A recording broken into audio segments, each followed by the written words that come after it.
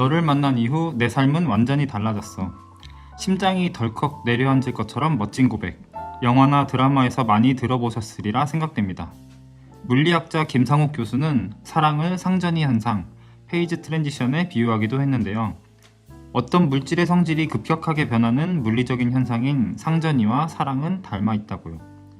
지난주 큐벳의 수료 간증을 들을 때도 그랬지만 저는 종종 간증을 들을 때마다 예수님을 만난 이후 완전히 삶이 달라진 성도님들의 사랑 고백을 듣는 것 같아 행복해집니다.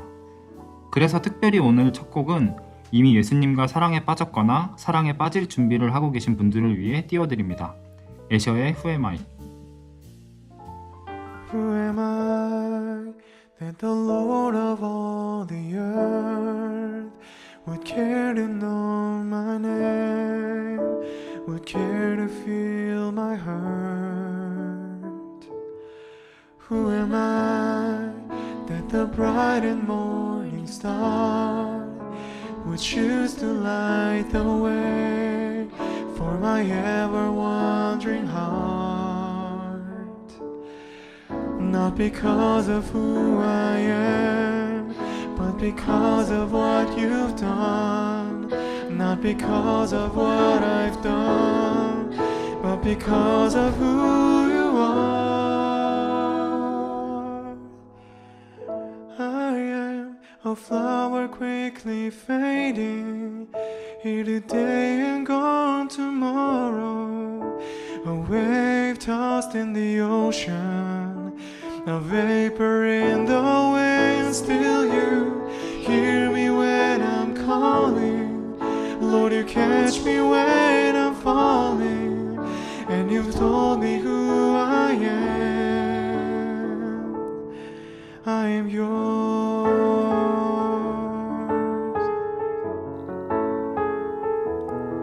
I am yours.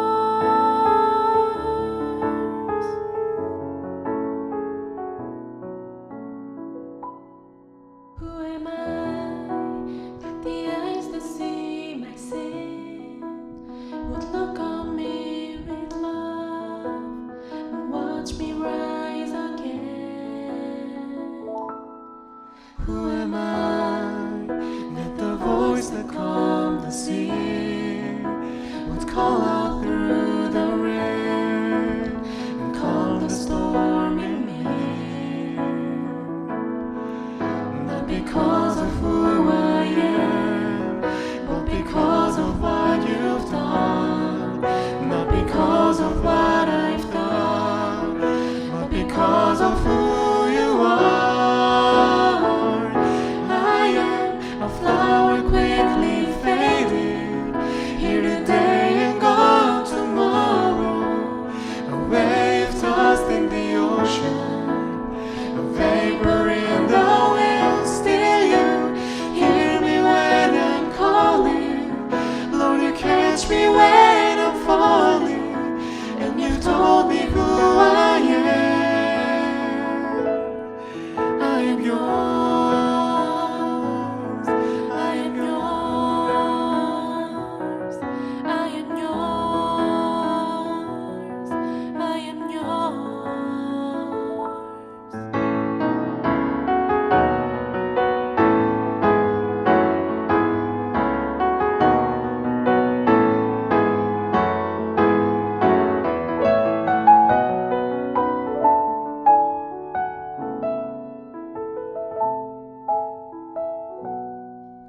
Not because of who I am, but because of what you've done. Not because of what I've done, but because of who you are.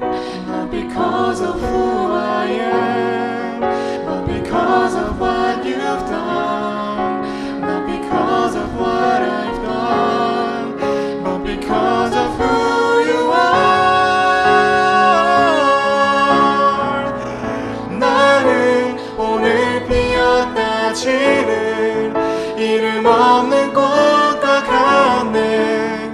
바다에 있는 파도 안개와 같지만 주는 나를 붙드시고 부르짖음 들으시며 날 귀하다 하시네.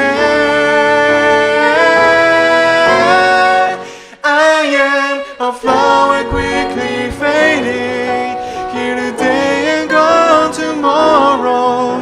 No waves tossed in the ocean, a vapor in the wind. Still you hear me when I'm calling. Lord, you catch me when I'm falling, and you told me who I am. I am yours, I am yours, I am yours, I am yours. 애셔의 Who Am I 듣고 오셨고요. 이름 없는 꽃과 같았던 우리를 찾아오셔서 귀하다 하시는 예수님의 마음이 달달한 사랑 고백처럼 마음을 두근거리게 하는 찬양이었습니다. 안녕하세요. 12월 6일 한마음 대강절 팟캐스트 진행을 맡은 팟띠 김홍성입니다.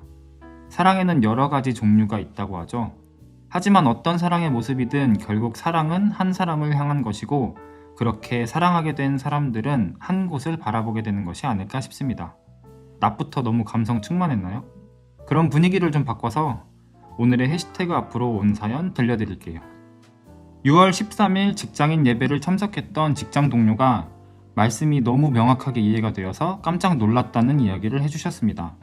돌아오는 길에 다른 직장 동료는 오늘 직장인 예배에 오는 것 때문에 어제 믿지 않는 남자친구랑 1시간 넘게 실갱이를 했다는 이야기를 해주었습니다.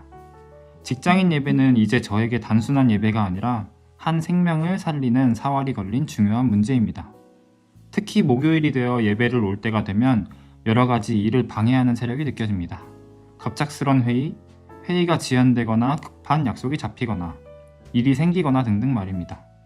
그럼에도 불구하고 생과 사의 갈림길에 놓인 이들에게 생명의 말씀이 전달되고 변화가 있음에 감사합니다.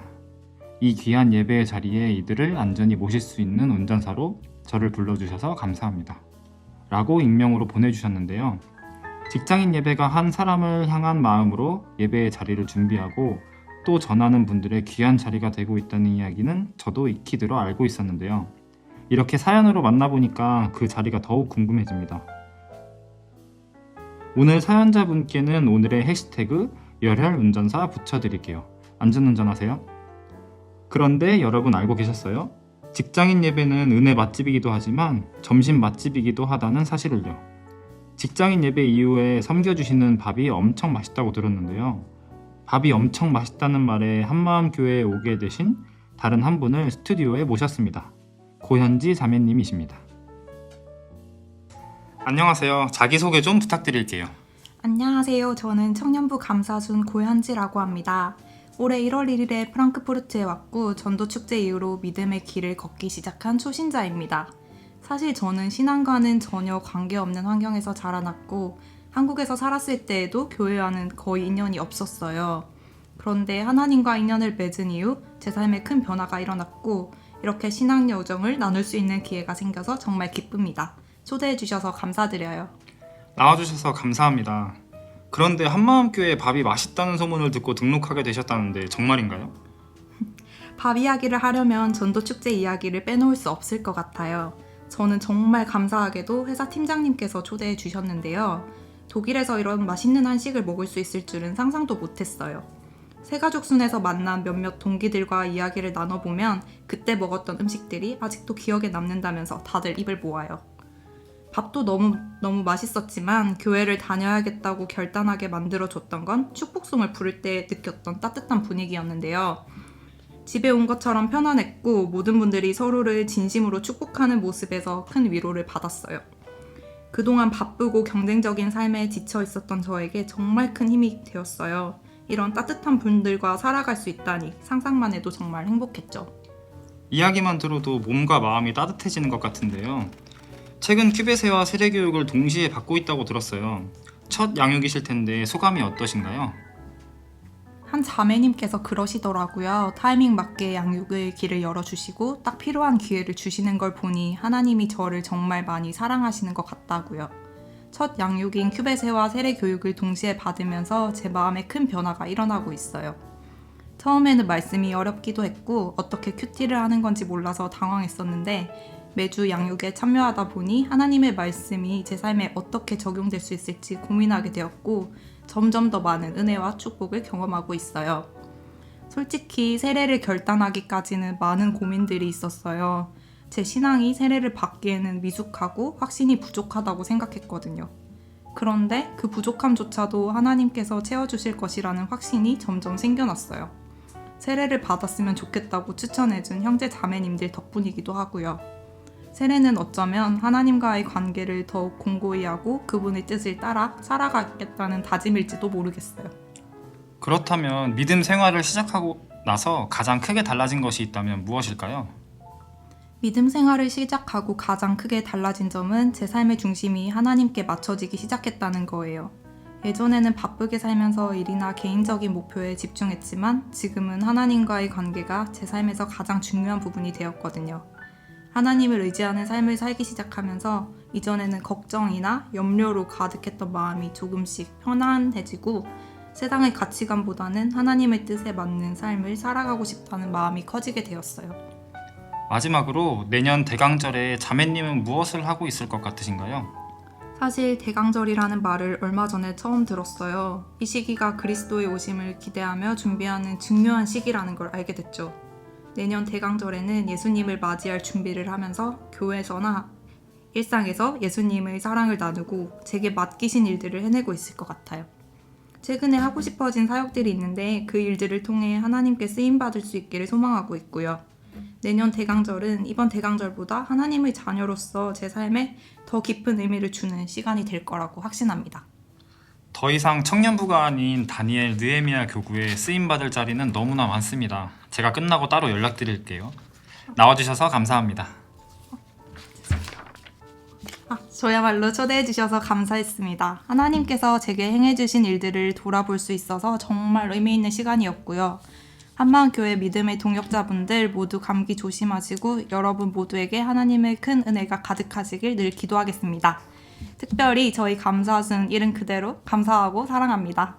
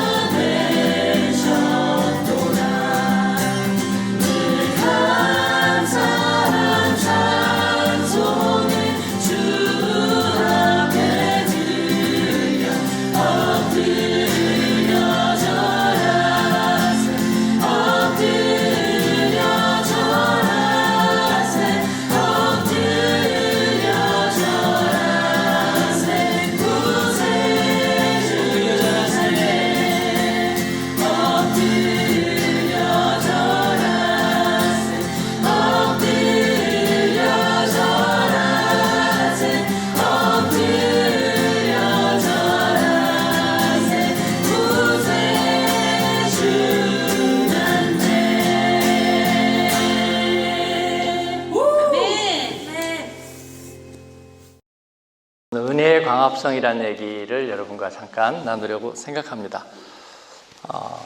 생명은 신비입니다. 아무리 그것을 우리가 이해되게 설명해 보려고 해도 그걸 온전히 설명할 수 없습니다. 지평선이 잡히지 않는 것처럼 아마 생명에 대해서 인간은 끊임없이 해명을 시도하겠지만 아마 결코 다 밝혀내지 못할 겁니다. 가장 세포의 기본 단위를 계속 쪼개고 들어가고, 그 원자와 핵과 모든 그 안으로 더 들어갈 수 있는 데까지 들어가고 나면, 예전에 그 학자들이 그렇게 설명했듯이 마지막에 있는 단위는 possibility, 가능성이라고 그렇게 얘기할 수 있을지 모르겠습니다. 아마도 그를 조금 더 다르게 표현한다면 신비라고 그렇게 얘기할 수 있겠습니다. 이 생명의 신비, 그리고 우주도 너무나 신비하죠. 우주의 끝이 어디일까? 아마도 그 끝은 끝없는 이 3차원의 확장이 아니라 아마도 어떤 주머니와 같은 걸 거라고 생각하는, 성경에 보면 하늘의 주름, 이런 주머니와 같은 주름으로 하늘을 표현하는 그 이야기들이 있습니다. 성경에서는 하나님의 창조를 얘기하는데, 이제 과학자들이 이제 계몽의 시대를 지나가면서 성경이 그 원시적인 우주관에 근거해 있을 뿐이다. 하늘에 모든 것이 다 박혀 있는, 그래서 우주가 아마도 평평한 지구 하나뿐이다라고 생각했던 그런 원시적인 우주관에 의해서 성경은 쓰여졌다, 그렇게 말하는데 갸우뚱합니다. 성경이 그렇게 쓰여진 게 아니라 깨닫지 못하던 우리가 그렇게밖에 볼 수 없었던 것은 아닐까. 예를 들어서 성경의 가장 첫 장인 창세기 1장은 하나님의 창조를 6일간의 창조로, 그것을 오늘날의 크로놀로지컬한 시간 개념으로 해서 24 곱하기 6의 시간으로 쓰여지지 않았다는 건 누구나 알 수 있습니다. 그것은 하나의 우리들에게 이해하기 위한 단위로 쓰여진 것이죠. 근데 제일 첫 번째 하나님이 얘기하신 것이 빛이 있으라 하신 것입니다. 빛이 있으라 그러면 우리 상식적인 인간이라면 당연히 태양이나 어떤 발광체를 만들었을 것이다. 그런데 그 발광체는 나흘째에 만듭니다. 그리고 빛을 만드셨는데 그 빛이 어떤 거라는 얘기는 없습니다. 그 대신에 낮과 밤으로 구별했다. 밝음과 어두움의 구별이 있었다. 밝음과 어두움의 구별은 발광체의 작용은 아닙니다. 우리가 오늘도 지금 밝지 않은데 아마도 작곡가나 미술가나 철학가나 뭔가 영감을 얻는 사람은 이런 밝지 않은 날씨 속에서 어떤 밝음을 볼 수 있을 겁니다. 그래서 밝음과 어두움은 인식의 기준입니다. 하나님은 빛을 만드셨는데 그 빛은 발광체가 아니었다는 사실. 그래서 초보 과학자들은 창세기 1장을 넘어가지 못합니다. 이런 원시적인 세계관 때문에 그걸 인식하지 못하는데, 그런데 최고의 천체과학자 또 물리학자들 중에는 정말 뜨겁고 좋은 진지한 신앙인들이 많습니다. 성경에 있는 말씀을 하나님의 말씀으로 믿고 있는 분들이 굉장히 많습니다.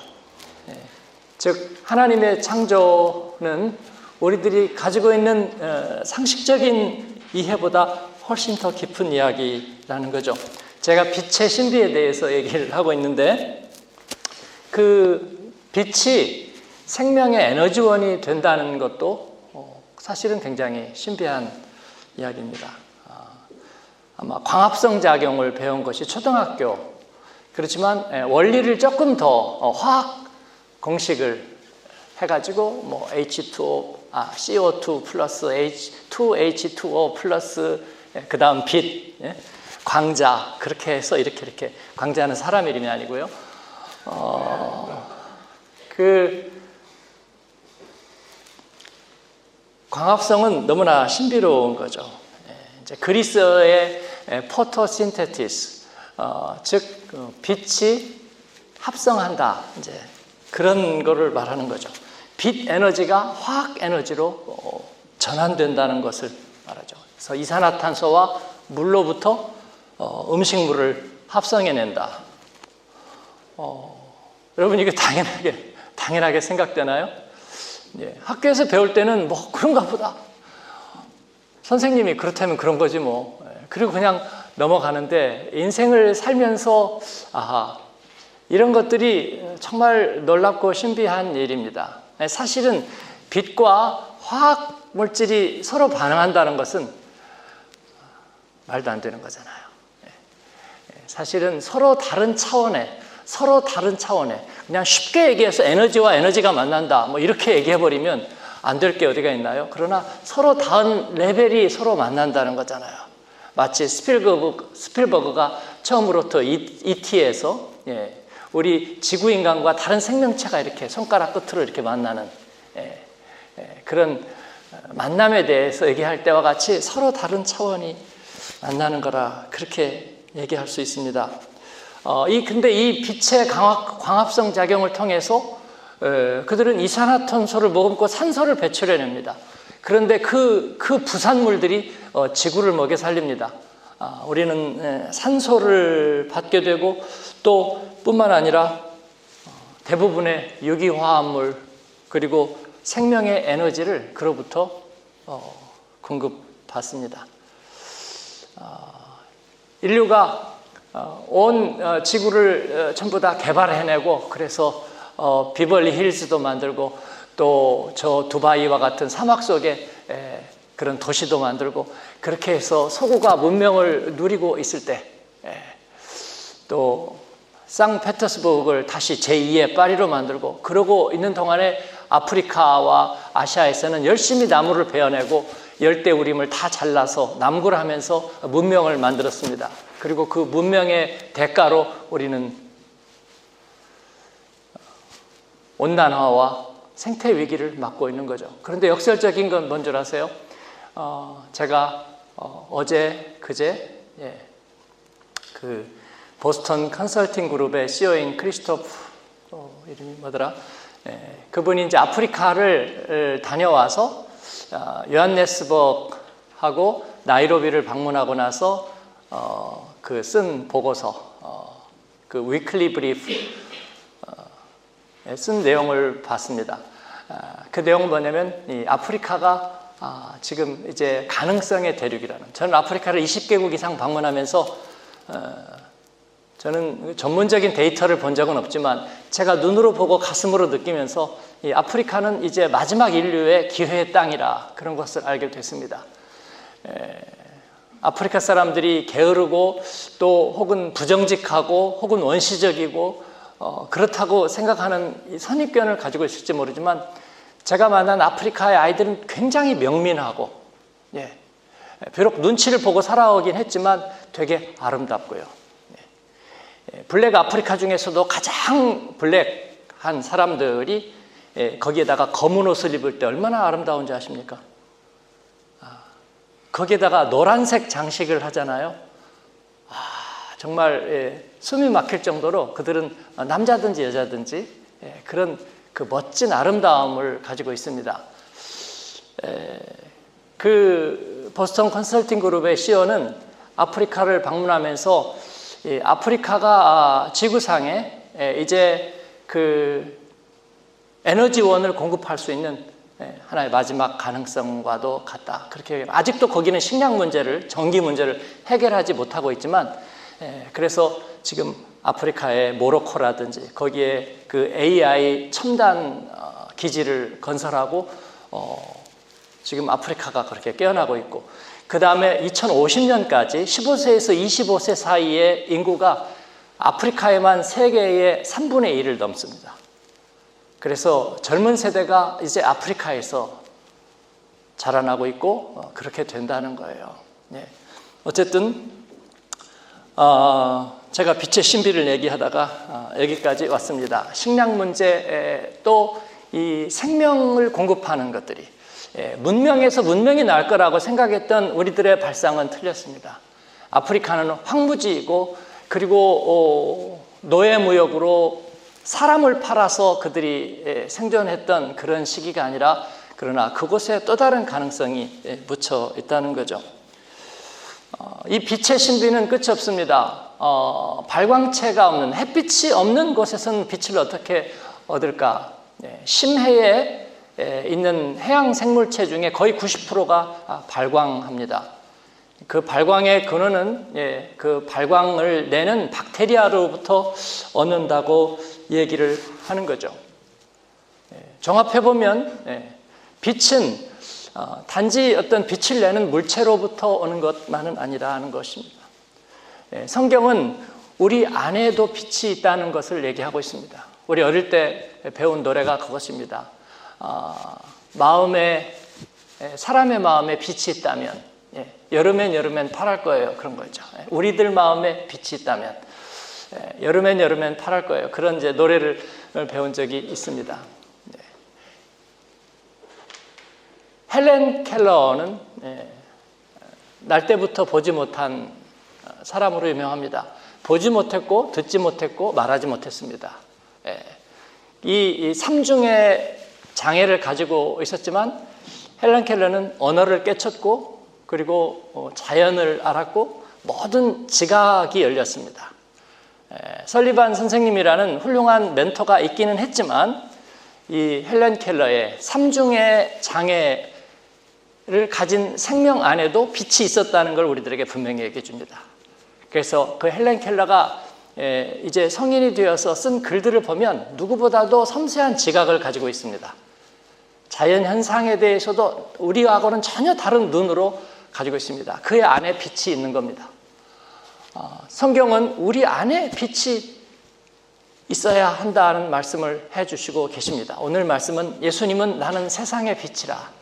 제가 중학교 들어가서 처음 영어 성경을 선물로 받고 그 배운 말씀이 바로 이 단순한 문장이었습니다.